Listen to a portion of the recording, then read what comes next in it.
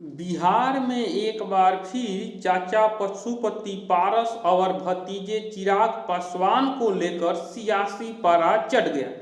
ऐसी खबर आ रही है कि बीजेपी के टॉप लीडर के साथ पशुपति पारस का मिलना चिराग पासवान को अच्छा नहीं लगा और चिराग पासवान दिल्ली में अमित शाह से मुलाकात की। आखिर चाचा और भतीजे के इन साइड स्टोरी क्या है, इस पर बात करते हैं। क्या एनडीए में सब कुछ ठीक नहीं चल रहा है? क्या चिराग पासवान नाराज चल रहे हैं बीजेपी से? क्या पशुपति पारस का मिलना अमित शाह से कोई बड़े सियासी रंग की ओर इशारा कर रहा है? क्या चिराग पासवान जो है वह तेजस्वी यादव के ऑफर को स्वीकार कर लेंगे? जी हाँ दोस्तों, बिहार में 2025 में विधानसभा का चुनाव है और इसके लिए दबाव की पॉलिटिक्स चल रही है। पहले अमित शाह चिराग पासवान के चाचा पशुपति पारस से मिलते हैं, फिर चिराग पासवान से मुलाकात करते हैं और चाचा और भतीजे के मुलाकात की तस्वीर बिहार के राजनीति में अटकलों की बाजार गर्म कर दिया है। क्यों चाचा और भतीजे का सीधे जंग में बीजेपी आमने सामने आ गई है?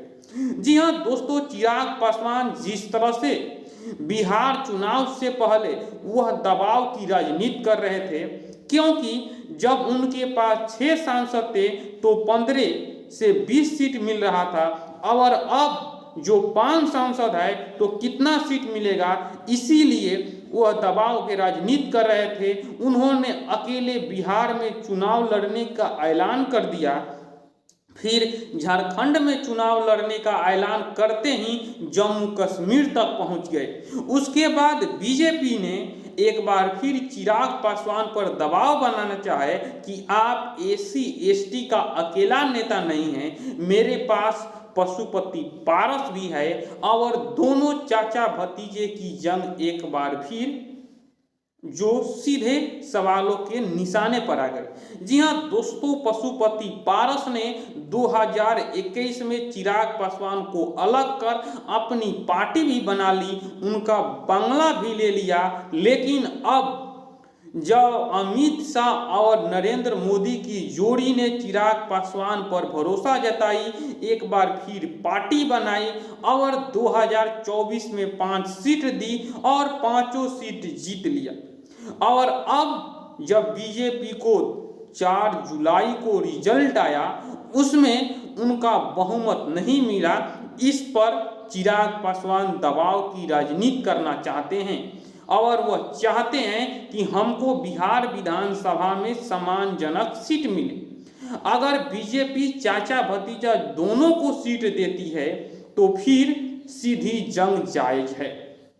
यहाँ दोस्तों, चिराग पासवान चाहते हैं कि पूरा सीट चिराग पासवान को मिले।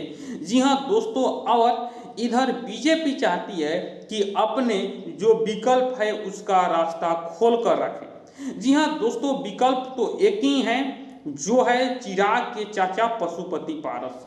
वहीं जीतन राम मांझी भी जिस तरह 18 जातियों के बात कर रहे हैं कि जो बड़े भाई हैं या छोटे भाई को भूल जाएंगे, बड़ी मछली छोटे मछली को खा जाएगी। जो आरक्षण के लेकर बात हुआ था कि जो एससी एसटी में जो